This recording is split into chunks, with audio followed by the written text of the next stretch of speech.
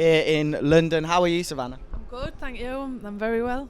Now, we've just watched Hannah Rankin versus Maria Lindberg. Hannah Rankin winning on decision, WBA and IBO super welterweight world titles. Just what your thoughts on the fight? Brilliant fight. I don't think the scorecards reflect the actual fight. I thought it was a lot closer than that. All action non-stop. Brilliant.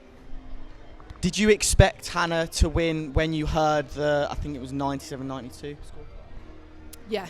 When I heard it was that wide, yeah. I did, yeah. That's my only supporter. Do you know what? It was good because I've boxed them both. So it was good. When I was watching, I was thinking, oh, I would have done this if Hannah would have done that. Or I would have done this when Maria was doing that.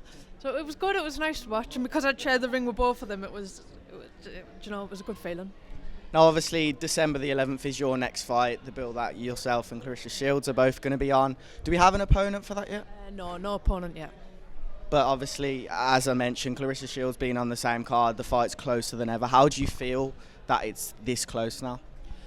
Good, yeah. I'm coming off a good win. So for me, I'm just good to be active, and it's been. I had a tough time when COVID hit, not knowing when I was going to fight, and look, it's good that I'm actually getting these fights now. And the fight in Newcastle for you was it was so great watching the support you had. It was just great to see. What was it like being from Hartlepool, having the support in Newcastle? It was unbelievable, absolutely unbelievable. Just the reception I got, not even thinking about it, I still can't get over it.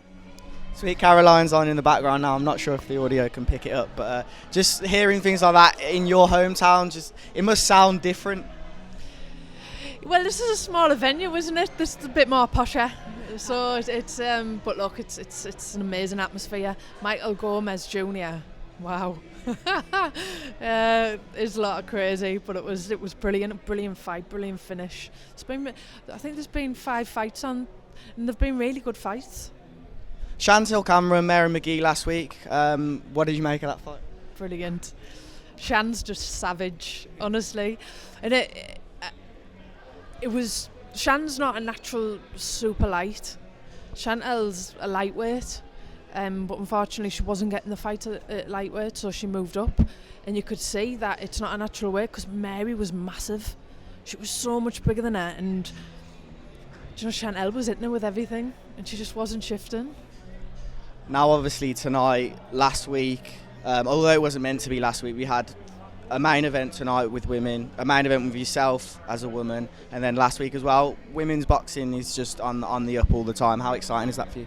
It is. It really is. Like I said, last week, this to tonight, it's everywhere. You rarely come across a card now where there isn't a female bout on. Now, I have to ask you about Claressa Shields. Obviously, the fight's closer than ever. What does that make you feel when you just think about her, think about that rematch, think about how huge that fight is for female boxing?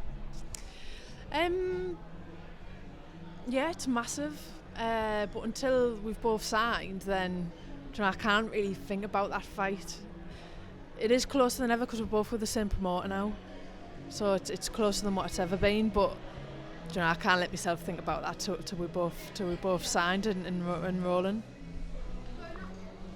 What do you think about when people say this is the biggest fight in the history of women's boxing? How does that make you feel? Well, I never thought there was a pay-per-view fight had been for females, and then Christy Martin and Ali Ali was a pay-per-view fight. So, and that was a blinder. So if we can even do anything, as good as that, it'd be amazing.